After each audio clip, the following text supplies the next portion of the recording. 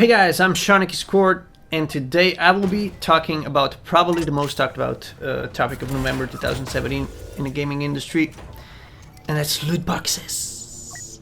I think the main problem here is actually this pay-to-win situation. Trading real money for any kind of in-game advantage over other players after we already paid for the game.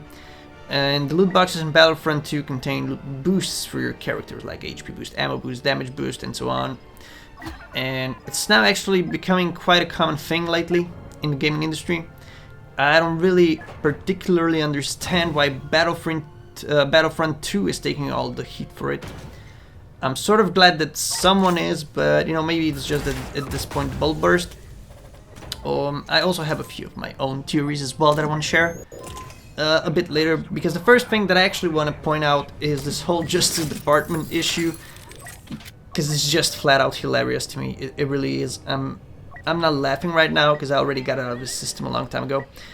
Right now everyone seems really happy about it and how EA is gonna get what they asked for and whatnot, and we're all on this EA hate train and it's so fun and we all agree and blah blah blah, but is it really that fun? I mean, Justice Department in video games? Really? You know, I guess, trust me, fellow players, we do not want them here. We don't want them snooping around. Because today it's loot boxes, you know. And when they research some more into the games, they might censor blood, violence, language. Take GTA for instance, you know. When they realize you can just be like randomly walking down the street, you know, you kick someone from his own car and steal it, or just randomly shoot someone for fun because he was walking funny or something. I don't know, because you just, you know, it just thought it was fun. I don't think that would really appeal to them. And who knows what else they might think is causing all the violent behavior and bad influence on our kids.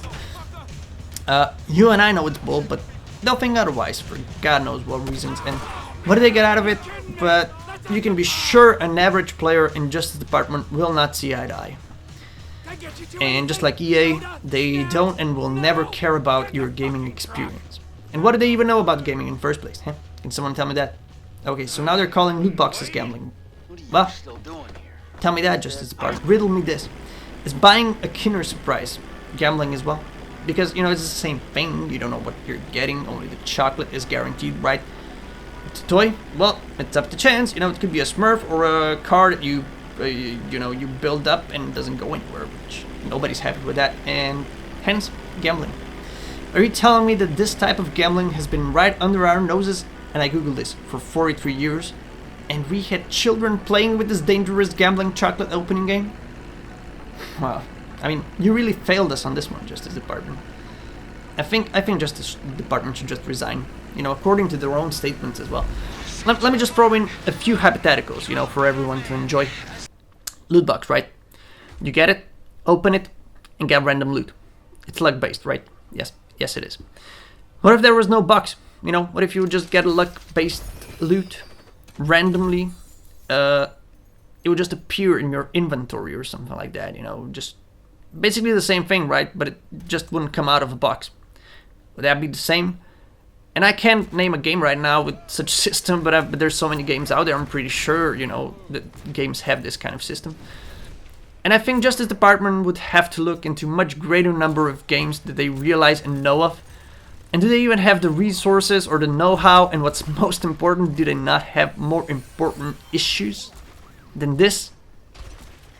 I mean, World of Warcraft had a loot system where you rolled from 1 to 100 to win a loot against other players. If you were even lucky enough that the boss even dropped what you wanted in the first place. And everyone seemed okay with that system, you know. I mean, I haven't, but nobody was listening back then. And, you know, but when it comes to the loot boxes in Star Wars, no way. You know, we're just not letting that one fly. Nope. How about loot boxes you get in Overwatch for leveling up and contain only cosmetics?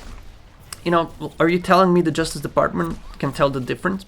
Will they research every video game in existence, the rewards, the donation system, and if loot is random, and if it affects the gameplay or not, and how? I think they should just stick to what they know, and they should just sit this one out, you know. I mean, I donated to Overwatch as well. I mean, you can call it donation or you can call it I bought loot boxes. Okay, I don't really care. Why shouldn't I? Because it's, first of all, it's pure cosmetics, right? And if you ask me, that's okay, but, you know, I think selling in-game advantage is bull. You know, not fun and unfair. But my problem here is, will Justice Department go into so much trouble to see the difference between the two?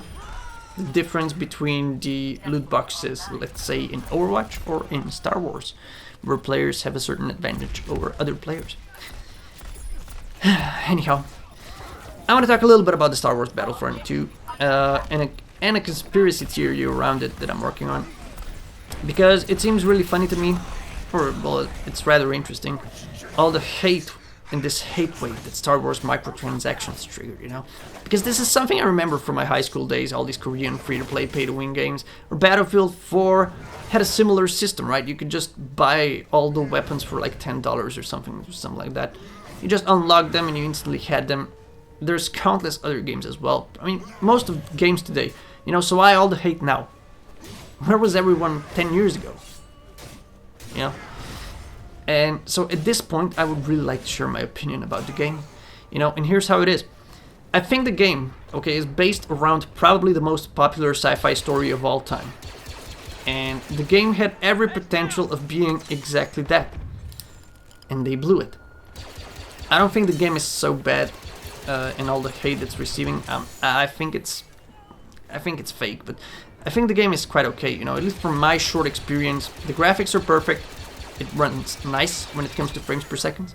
Also, the graphic effects are nice, the sound effects are nice, gameplay is smooth, air battles are fun, I think hero battles are fun, combat is okay, and so on. And they had a lot of stuff going on, and because of the universe that, I mean, it's based upon, they could have invested less in marketing. Maybe, you know, just pay 10 people, close them in a room, and, you know, they should put their brains together and come up with some new and fun game modes. I think that's where they blew it the most, if you ask me. I mean, they should come up with some new, challenging, hard, difficult content for everyone to enjoy. You know, something you would start playing and you're like, whoa, I've never seen that, that's amazing. And they had every potential. They could have focused on that, but no, they haven't. There's also some things in story mode, you know, and the story is bad, and it's third-person shooter, which I think they're just awful, and I don't want them. And I wouldn't really buy the game, but I couldn't wait for The Last Jedi, and I needed my Star Wars fix, you know, so here I am. Yeah, but to return to my theory now, okay. I think the hate was probably started by one or more of EA competitors, because the idea is you create 100 accounts, or 1,000. I mean, I'm not sure what the successful numbers for a revolution are, but you start crying about a certain things, microtransactions in this case, and all these people who are on the brink of crying all their time, right? They'll just burst into tears, and people grab these hateful comments, you know, and jump on hate trains in a heartbeat. And people like agreeing on this sort of stuff, you know, they're like, oh, if I leave a bad review, I will receive lots of likes or upvotes, let's do it. And it comes to a point where no one will even speak their mind anymore and just say, you know, hey, you know, I think the game's alright. I do. And that's what it is, I think, you know, because the game is fine. It has a lot of things going on for it. It's not anywhere near perfect. I haven't really played it much in multiplayer. I told myself, heck, I'm buying it for the story, and that will have to do. And yes, multiplayer has a ton of wasted potential, so it's disappointing overall. It is. But the best thing to do would be not to buy the game, you know, or not to buy the microtransactions. And I'm a bad example of what you should do, but I'm a great example of what you shouldn't. I can tell you another story. I mean, I'm a huge Assassin's Creed fan, right, as well. But there are certain things with the gameplay I don't agree with, and I just didn't buy the Origins this time around. And it's heavy on microtransactions, this one, I hear as well. But I have issues with combat style and jumping around mostly and stuff like that, so those are mostly the reasons that I didn't buy it. I mean, I find the game quite linear. You know, you just hold forward and the game just does everything for you. Yeah, I don't like that. I bought Syndicate though, because it's London and it's my favorite city, so that was pretty exciting. I mean, even my channel is named after one of its tube stations, actually. I mean, the court part comes from Earl's Court, so yeah. There's a little trivia for you.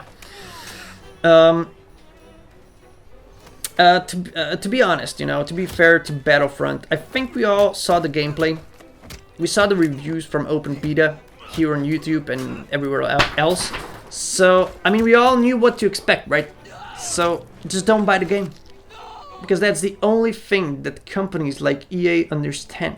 They don't care much about your or mine complaints and whining and crying about it. You know, if the numbers at the end of the day are satisfying. And I saw the gameplay too, and I said, well, you know, great graphics, Star Wars, must have it. I knew exactly what I was paying for, you know, I don't feel disappointed because I didn't expect much, I didn't get much, and that's it.